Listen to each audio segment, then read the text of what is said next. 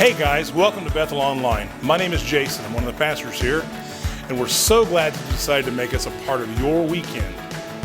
No matter who you are, where you come from, we're so glad you're here. Our vision is to be a safe place for real people to encounter the real Jesus and experience real change. Our hope and our prayer is that no matter who you are or what you've been through, you know that you are loved and you are wanted here. We would love to get to know you better and help you connect with all that's going on. You can do this by going to our website at www.bethel.us or by downloading the Bethel app. You can find our app by searching Bethel Putco in your app store. Both online and in the app, you can fill out a digital connection card. It only takes a minute and it'll help us know how to serve you better. Another way you can connect today is through giving. Your generosity at Bethel directly impacts God's mission to radically change people's lives in Putnam County and beyond. Through the ministries of Bethel and the many local and regional organizations we support, people are able to see the grace of God and how much He loves them. You can always give on our website at bethel.us/give or in the Bethel app. Thank you for partnering with us and making a difference. Well, thanks again for tuning in online today. Know that you are wanted and welcome here, and you are loved. I hope you all have a great day. Good morning and welcome to Bethel. It's our second week in our Choices series. Our choices directly impact the quality of our lives. I've done a lot of weddings, and I know this. Nobody gets up for their wedding and says, I can't wait to mess this up. That no one receives their degree or their diploma and says, I can't wait till I lose my first job. No one looks forward to wrecking their children or ruining their lives, and yet we constantly see a stream of places where this seems to occur. You see, sometimes intention is not enough, and if we want to become what God has called us to be, it takes some intentionality and some pre-deciding. It takes knowing what our values are. For instance, when it comes to my work and much of my life, there are some values that I really want to carry out. I want to be ready. I don't want to be unprepared. I don't want to be poorly prepared for any moment. I know that things can come my way, and when they do, I want to seize the opportunity. I want to be consistent. I want to live a devoted life, a generous life, a faithful life, and I want to be a finisher. I don't just want to start things and not complete them. Today I want to talk a little bit about being ready in life. That so often temptation and things come our way, opportunities too can come our way, and we not be prepared for them. And I want to talk about how we can pre-decide in order to keep from making poor decisions. Because if no one intends to trash their marriage, ruin their relationships, damage their kids, and yet it still happens, it should tell us that maybe in the heat of a moment, in an opportunity, we can blow it up by making bad decisions. And the number one way that we fight the temptation is to be prepared for it. That when we are faced with a specific situation, we know already what we're going to do. Last week, we talked about the fact that with more decisions, often comes a lower quality of decision. Having pre-made our decisions can set us up in a moment where we can damage our life or damage others by sin. It can set us up to be prepared to avoid the kinds of sin that ruins lives, damages children, hurts our marriages. And so we're spending a few weeks here talking about how we can pre-decide some things that protect our life, protect our witness, and carry on God's mission more effectively. So we pre-decide. The way that we are ready is to pre-decide that we won't be unprepared. And if we pre-decide that we won't be unprepared, it means that we have to be intentional about being prepared. You see, when our values are clear, our decisions are easier. 1 Corinthians 16 verse 13 says this, be on your guard. Be prepared. Stand firm in the faith. Be courageous. Be strong. You're only on guard if you believe something can attack. Paul is telling the Corinthians to be on guard. He's telling them because there is the potential for attack, that one of the ways that we deal with temptation is to be prepared for it. The reality is, temptation will come. And we're not often as strong as we think in withstanding temptation. Matthew 26:41 says this, watch and pray so that you will not fall into temptation. The spirit is willing, but the flesh is weak. Meaning it is very capable for us to fall to temptation if we're not prepared for it. 3 keys you need to remember, a couple keys you need to remember as you travel, trying to follow Jesus and trying to live a life accomplishing the goals and living out the values that you have. Number 1, you have an enemy. There is an enemy to the kingdom of God. And the enemy tries to steal, kill, and destroy. Paul said it like this in 2 Corinthians. He said, I wrote to you, and he says, this is why, so that Satan will not outsmart us, for we're familiar with his evil schemes. He's just clarifying that we do have an enemy who wants to get us off track, that there is a tension pulling us away from what is good and what is right, and that we will have that enemy. And just because we are following Jesus, or even if you're not, you will be tempted. We're also often not as smart as we think or as strong as we think when it comes to recognizing temptation. Paul says this, he says, so if you think you're standing firm, be careful you don't fail, that you don't fall. It's dangerous to think you can't fall. I promise you, you are capable of doing things that you don't think you are. That when under pressure, when your values are challenged, you're capable of making the kinds of decisions that can destroy your life. And if you aren't prepared to answer to that temptation, you can fall. I've literally sat across my desk from numerous people who've shared that they've done things they never thought they would. If most of the rest of us were honest, we would say that falling into temptation has led us to places and doing things that we never thought we would do. Things we thought we could withstand, somehow we wound up doing. So if you think you're standing firm, be careful that you don't fall. 3 keys to fighting temptation this morning. Number 1, remember that there is this restraint bias that we have that makes us think that we can withstand more temptation than we really can. We have this temptation to walk right up to the line of what's wrong and say, I'm fine to stand here. I would never step over the line. But life bumps us, or we stop paying attention to where we're standing, or some hard circumstances happen and we can find ourselves sinning in a way we never intended to. So how do we fight temptation? Number 1, we move the line. Now, in Scripture, God initially hands 10 commandments. He gives the commandments to the people.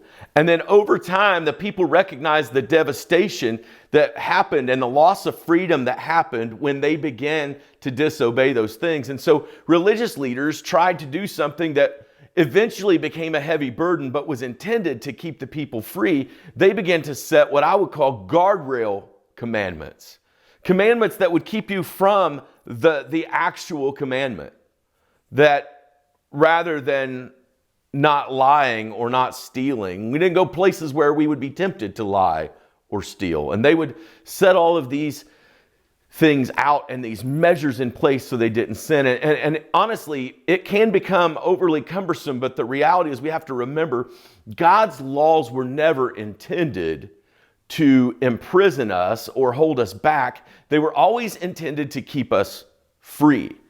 And sometimes we need to move the line. You see, if you've ever traveled mountain roads and noticed guardrails, the guardrails are not set in a place that damage will happen.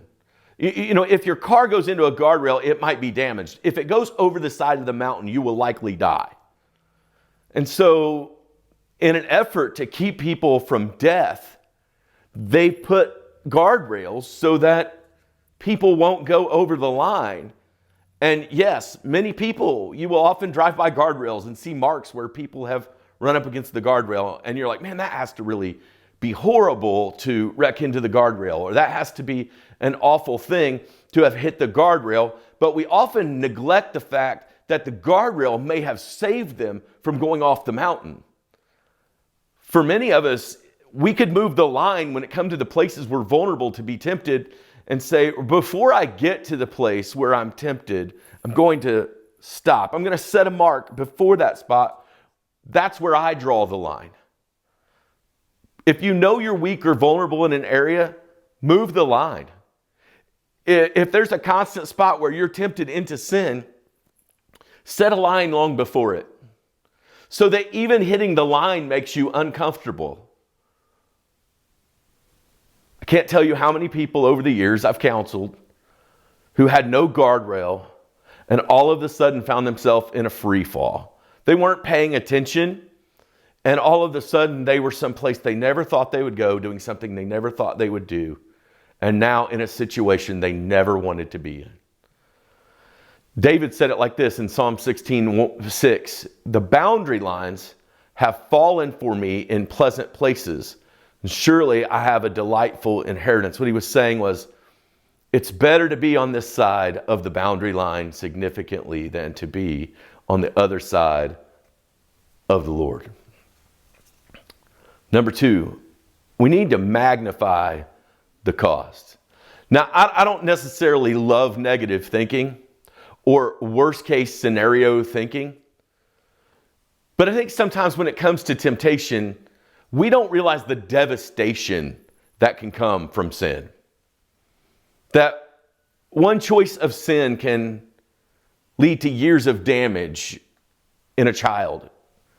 That one stop of sin can lead to massive family devastation and pain. And the reality is that sometimes if we would just make sure that as temptation comes our way, that we weigh the cost. We're tempted in temptation to say, it's not a big deal. It's not a big deal. But often things that are not a big deal can become a huge deal. What if the worst case scenario comes through? What if you do get found out? What if people do know? What if you do find it hard to connect to God because you've been walking away from Him? Those are worst case scenarios of sin. Those are the kinds of things that sin do. And ultimately, sin distances us from the one person who can lead us and guide us through our life effectively. That we begin to draw a distance between us and God. And maybe if we would look at a situation and magnify the cost rather than diminish the cost, it's probably not going to be a big deal. It might be correct to say it could become a big deal.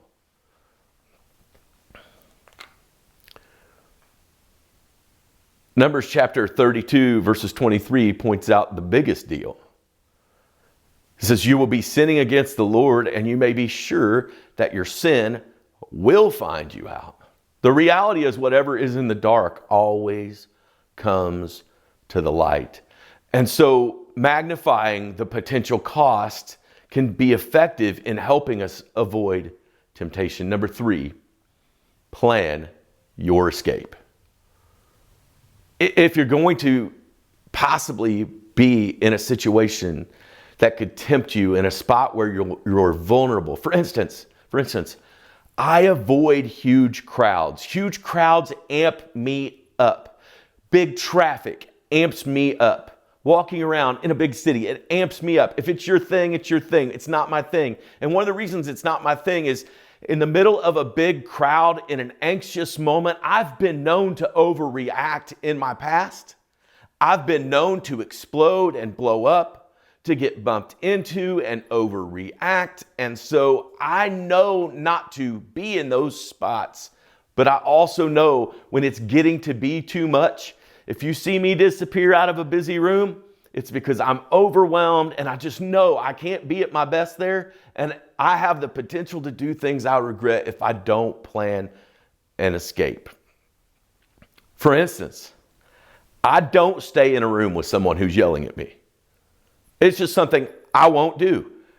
Could I probably handle it at 44 years old? Probably.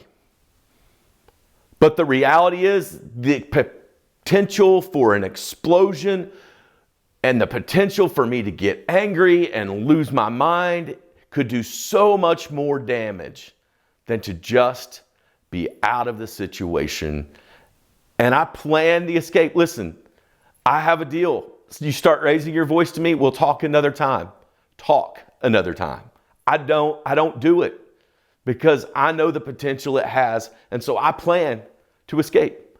I'm always ready to leave if I need to leave.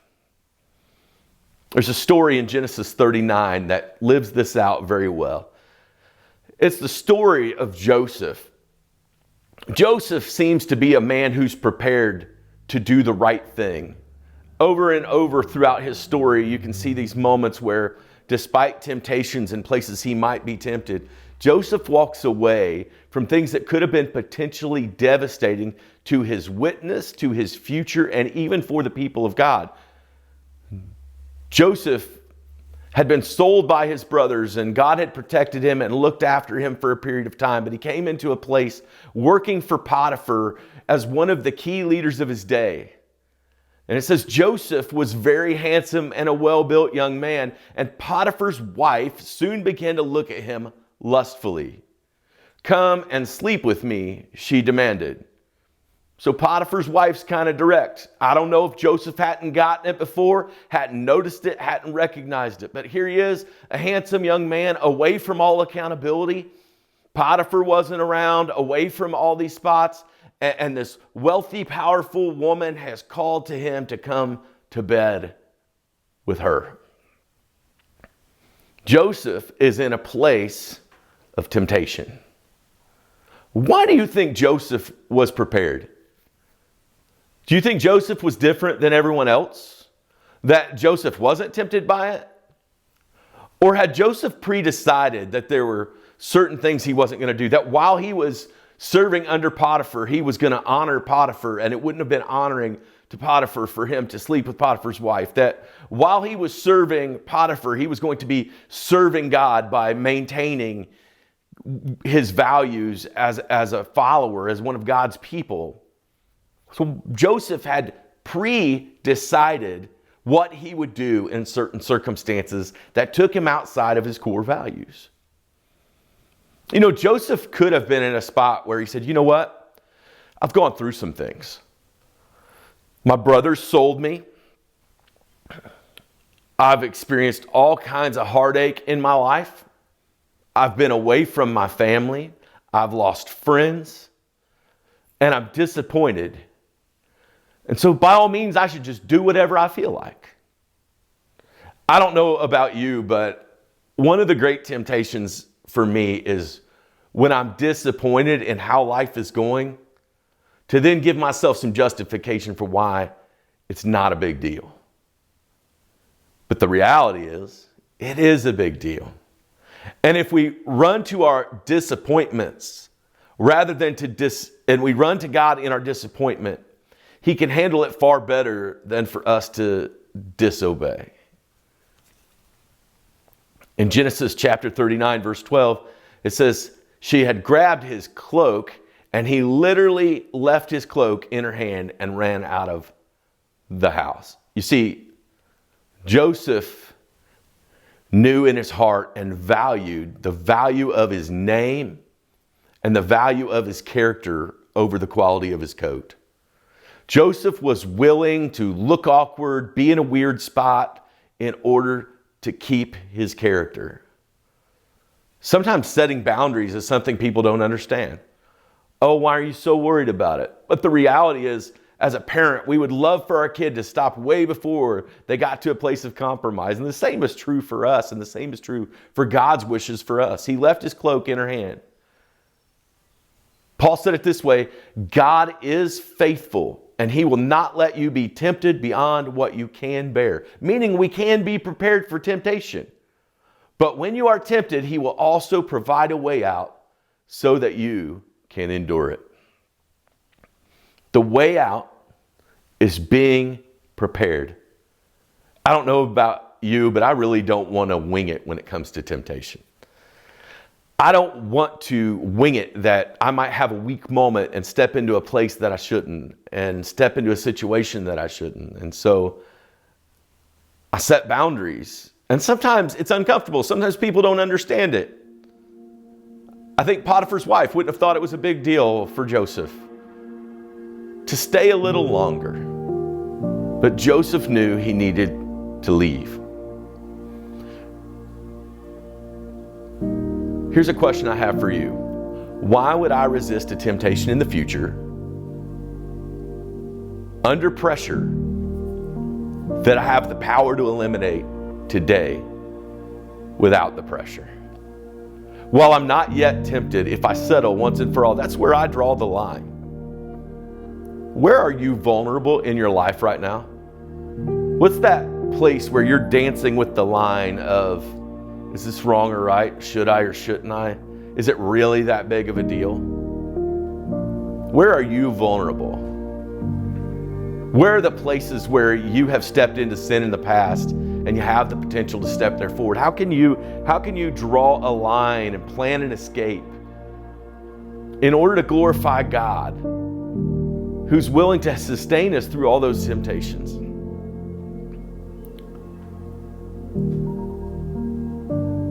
Bethel, I hope you have a great week, but I hope you also take a moment to ask God honestly, God, where am I stepping into trouble? Where is my potential, God, to step into trouble? And listen to the Holy Spirit's prompting and maybe plan an escape and maybe move the line so that you can avoid the devastation no one ever intends to fall into. I love you, Bethel. Have a great week. Hey, thanks so much for watching. Are you ready to take your next step? We would love to hear from you. You can send an email to hello@bethel.us. You can send us a message on Facebook, or you can let us know in the Bethel app. And speaking of the Bethel app, take a moment, if you haven't already, to go to your app store and search Bethel Putco to download our app. There's all kinds of great resources in the app. You can listen to messages, you can view the messages from Sunday morning, and you can also fill out a digital Connect card. You can do that today and each week to let us know that you're tuning in. You can also find some great information about our Bethel Kids Ministry and our Be The One student ministries. Also in the app, you can give. It's one of 3 ways you can give, with online giving at bethel.us/give, in our app, Bethel Putco, or through text. Hey, thanks again for joining us. We hope you have a great day and know that you are